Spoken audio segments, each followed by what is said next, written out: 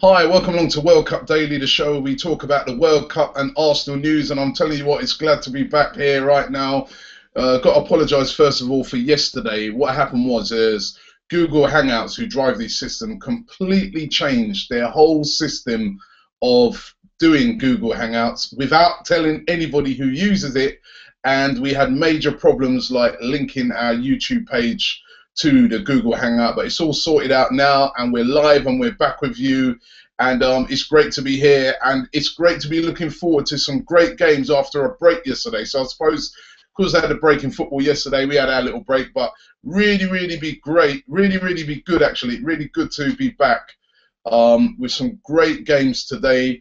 Of course, it's Brazil. They're playing today against Chile, and what a brilliant game that's going to be. It's Neymar versus Alexis Sanchez, two of the best players in the tournament so far, two of the best attacking players around in South America, and Brazil versus Chile, two of the best sets of fans. I was speaking to Marcus, our guy, Luma7, who's out there in Brazil, and he said that the fans from Chile have been absolutely amazing in all the games they've played, and it's really going to be fascinating today to see how this game goes. Normally, Brazil have got a really excellent record against Chile, normally always beat Chile, but the Chile this time are looking really good, and it should be a great game. Other game today is Colombia versus Uruguay, minus Luis Suarez, who of course has been given that really long ban and been thrown out of the World Cup. I'm going to say in disgrace, but the way in which the Uruguay media have treated the whole thing, it's almost like he's a hero. It's like he's done nothing wrong. I mean, I've never seen a set of more deluded people in my life. Listen, as far as I'm concerned, Luis Suarez has let his country down. That's what he's done. Even if he would have got a 1-game, 2-game ban, he's let his country down with his stupidity, biting people again. And also, I mean, there was a lot of things going around on Twitter yesterday talking about, with this whole Suarez situation, a lot of Liverpool fans very unhappy that that ban extends into his time playing for Liverpool, that he won't be able to be back until at least November, and even then he wouldn't have trained, so what sort of state will he be in? But at the end of the day, I saw somebody, they gave an analogy yesterday, because a lot of Liverpool fans are saying that the ban should have only been for the World Cup and should not come into effect for the Premier League. But an analogy that somebody gave yesterday is that if you was driving your own personal car and you was a truck driver, say, and you got done for drink driving your own personal car, that drink driving ban wouldn't just be for when you get home at night and drive. It would be for everything. So it would affect your day job when you're driving your truck, and it would affect you just driving normally. So that's what Luis Suarez has done. He's let Liverpool down, and he's let Uruguay down, and he's let himself down with the whole biting thing. He can make no excuses. Stop trying to put it onto everybody else. Uruguay trying to put it on the British media and the English-speaking media. It's got nothing to do with anybody apart from Luis Suarez himself.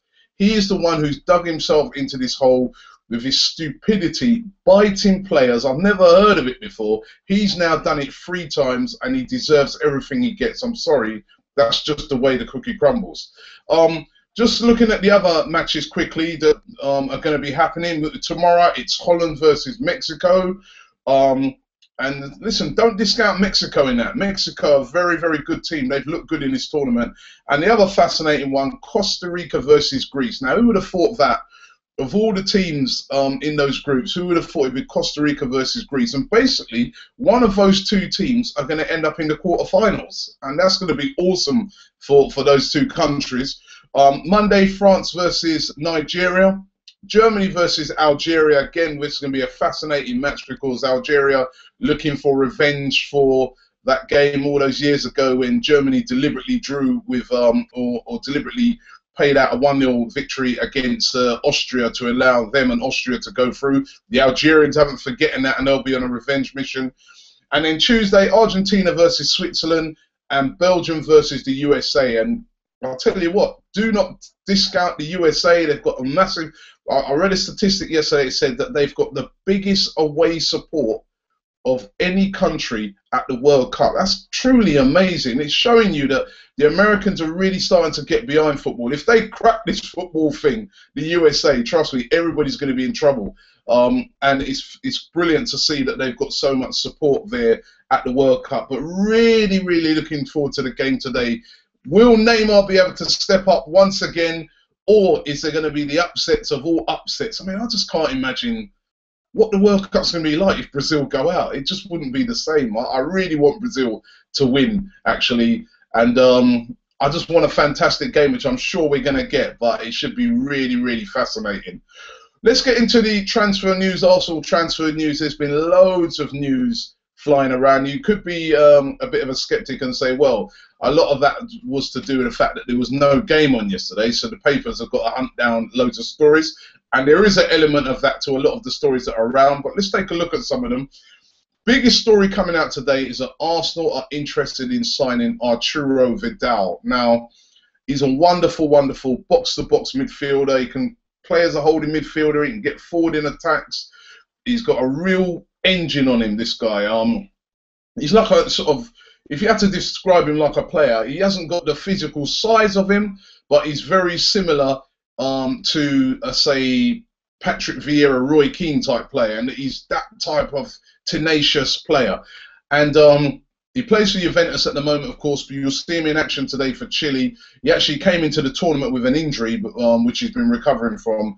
And it's been said that Arsenal are willing to pay up to £44 million to trump Manchester United, who are also interested in him, to bring him to the Emirates. Now, that would be an amazing signing. I'm not sure if I can see that happening, but if it did happen, Arturo Vidal and Sanchez, maybe they'd be looked, maybe, you know, because we've been heavily linked as well to Alexis Sanchez. Maybe Arsene Wenger may be looking at it and thinking, well, maybe I could bring in both of them. They're both from Chile. They'd be able to settle down, you know. I mean, it would be an expensive double act if he was able to pull it off. But papers, a few of the papers today calling it that Arsenal are in for Arturo Vidal, and that's one of them that we're going to have to watch this space. Another holding midfielder has been linked heavily with Arsenal is Lars Bender. Arsenal bid about 15 million for him last season. Bayer Leverkusen, his club, refused to sell him. It's been reported that Arsenal are willing to go back in with another bid of £21 million to try and bring in Lars Bender. He's more of a classic holding midfielder, but again, a young guy, represent a very good signing for Arsenal if they was able to pull it off. On the right-back situation, it's starting to look like maybe Arsenal have cooled a bit on Serge Aurier and would prefer to bring in Matthew Debuchy from Newcastle. He's 28 years age, he's experienced. He's got experience of playing in the Premier League. He actually, remember, keeps Sagna out of the starting lineup for France. Debuchy is ahead of Sagna for France, and that one seems to make sense. It'd be about £8 million, and they're saying that Arsenal are keen on making that one happen. Another player being linked from France is Loic Remy. We've been talking about this forever. A lot of people's papers seem to think that this is getting closer and closer to being done. I said quite a few weeks ago that I heard that it was a definite done deal and that it was going to happen. We're going to have to watch and see what happens with that. And another striker being linked with Arsenal is Loic Remy. Jackson Martinez. Jackson Martinez, again, Colombian striker. He scored 2 great goals for Colombia the other day. He, again, is being linked with Arsenal. Buyout clause of about £35 million there. And it's being said that Arsenal are looking very close there. It looks like they're definitely not going to go in for Mario Balotelli, even though Balotelli's agent is still trying to sort of talk it up. So if they don't go in for Balotelli, could it be Jackson Martinez is the player that they're going to get? Because from what I'm hearing, Arsenal want 2 strikers, and maybe it could be Loic Remy and Jackson Martinez. We're really going to have to wait and see. I mean, at the moment, Arsenal seem to be in no rush. Arsene Wenger over there on the beach, just leisurely playing keepy-uppies and beach volleyball. A lot of Arsenal fans getting a bit frustrated. They want to see some things getting done. We're seeing all of our rivals. Chelsea have got business done. Manchester City just signed a player. I think he's Fernando, isn't it, from Portugal. Man United yesterday, as I said, signing big names. Shaw paid a lot of money for him. Liverpool, Lallana, and Arsenal at the moment getting nothing done. Now, a lot of fans out there are saying the reason why that is because they're waiting on the whole Puma launch, and once that's all done, they'll announce the signings then. I don't know if that should be the case. You can still sign a player now, and then when you do the Puma launch, you just bring him along to hold up the shirt, etc. And what if that player's at the World Cup? He may not be able to hold up that shirt, or he'd hold it up over there. But I don't. You can still sign the player, and it's not going to make a difference to the Puma launch. That's in my opinion. But that's what a lot of people are saying, that they're waiting to announce it for then.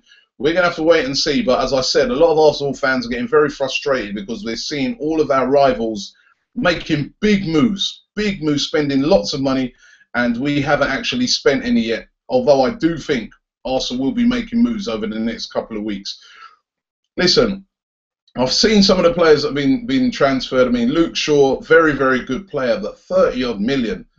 And Adam Lallana, 25 million. It just shows you how inflated at the moment the market is. I mean, I said on Twitter yesterday, if these guys are worth that money, Lallana and Luke Shaw, why are we still not in the World Cup if these guys are that good? But listen, we're going to have to watch this space and see who Arsenal end up signing. Just before I get into a couple of your comments, just got to tell you about a couple of the players that are on the way out of Arsenal, or should I say are gone. They've left Arsenal now. Nicholas Bentner, finally gone from Arsenal. He played a great one. He's made his contract run right down. He's made a lot of money at Arsenal and delivered very, very little. Where he's going to end up, who knows, but it's really been a wasted talent for Nicholas Bentner. That's what I think. I think that guy was better than what he showed at Arsenal. And if he concentrated on his game more than all the outside stuff, he'd probably be a decent player. But he's no longer an Arsenal player. Kim Kallstrom, our great signing from January, has left Arsenal. What a wasted signing that was. I can't understand some of these signings. Just as this one, another two players here that have left Arsenal. Park Chu-young. Somebody please tell me why we signed this guy. I just will never ever get this one. Maybe Arsene Wenger one day will explain it. And also Emiliano Viviano, who we got last year. What, he played is it one game? I don't know. What a wasted signing again. But they have all left Arsenal. So there are spaces. You know, there are quite a lot of positions where Arsene Wenger and Arsenal need to bring players in to Arsenal Football Club. Let's take a look at a few of the comments. Loads of them coming in here. So let me see if I can keep track of them. Let's go first to Rossiman 54. He said Wenger might go for a like-for-like replacement for Giroud, so as not to make major mistakes to tactics. Mandzukic, probably our main target. I cannot see Arsene Wenger replacing Olivier Giroud. Olivier Giroud will be at Arsenal next season, so it wouldn't be no like-for-like replacement. If he bought in Mandzukic, it would be Mandzukic as well as. Penjis says 30 million is like the transfer with Rooney and Ferdinand. Long-term signings who will be there for 10 years. I hear that, the signing of Shaw, I hear that it's a long-term signing. But wow, £34 million for Luke Shaw. I'm sorry. To me, that is way, way, way over the price of what he's worth. He's a left back. Come on, that's that. Unless he turns out to be another Gareth Bale, but at the moment, I'm sorry. To me, that seems crazy money.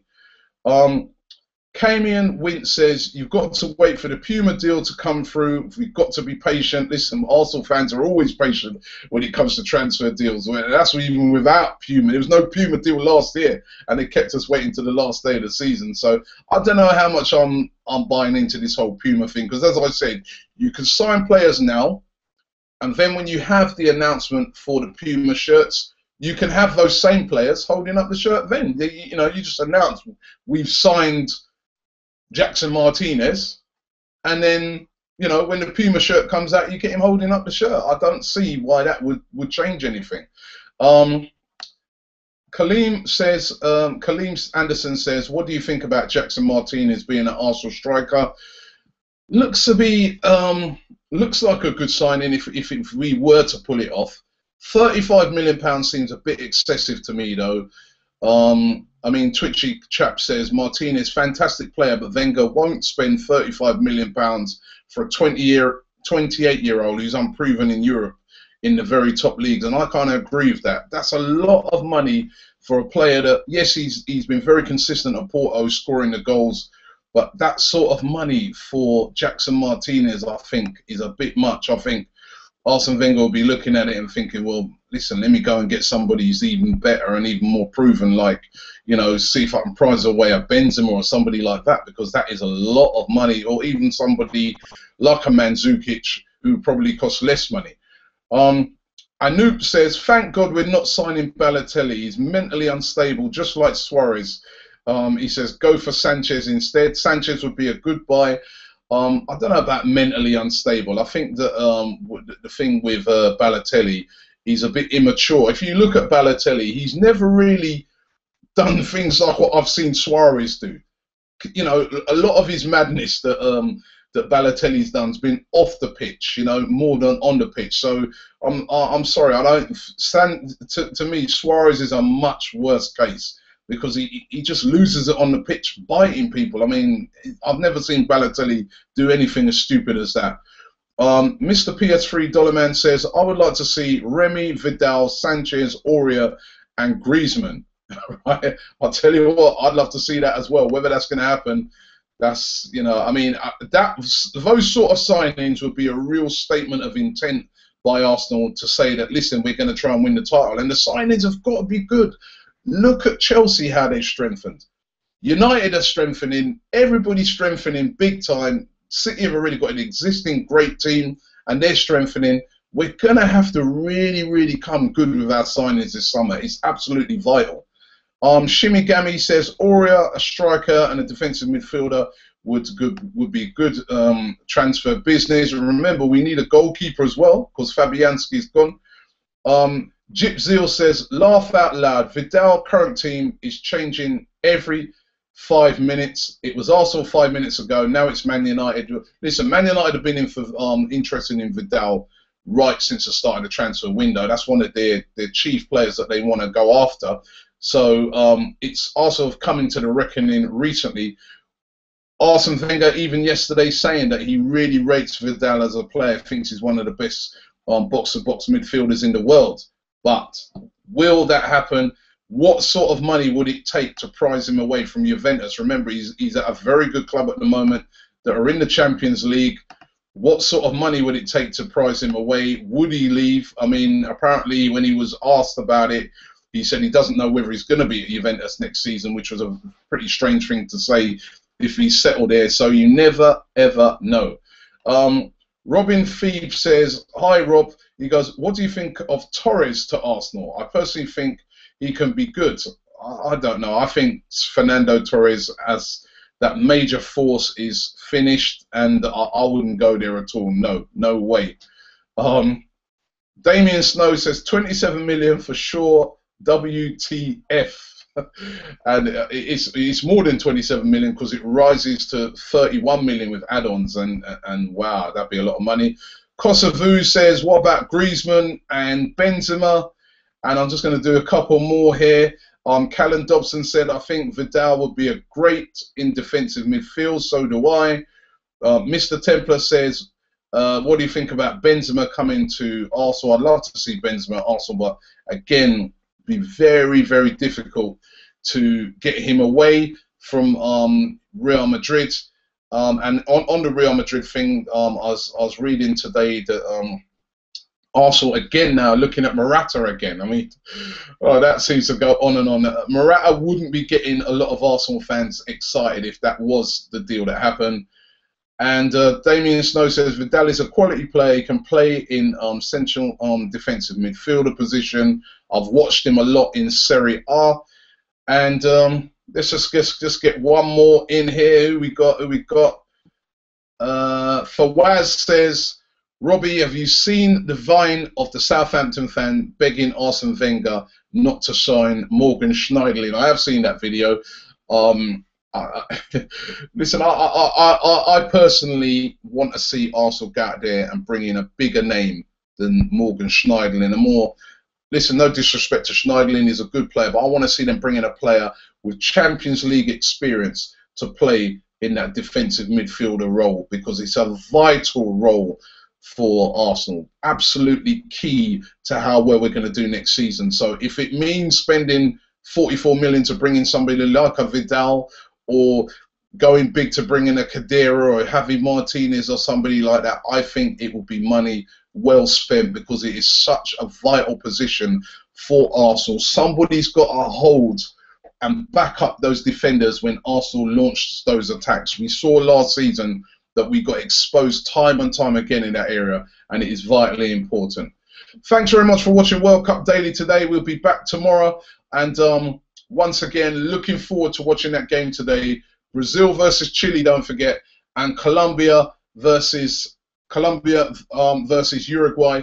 Don't forget, you can go onto our match predictor, try and predict the score, so that we're going to give away the ball today for the game against Brazil. You can win yourself one of these if you get the score right.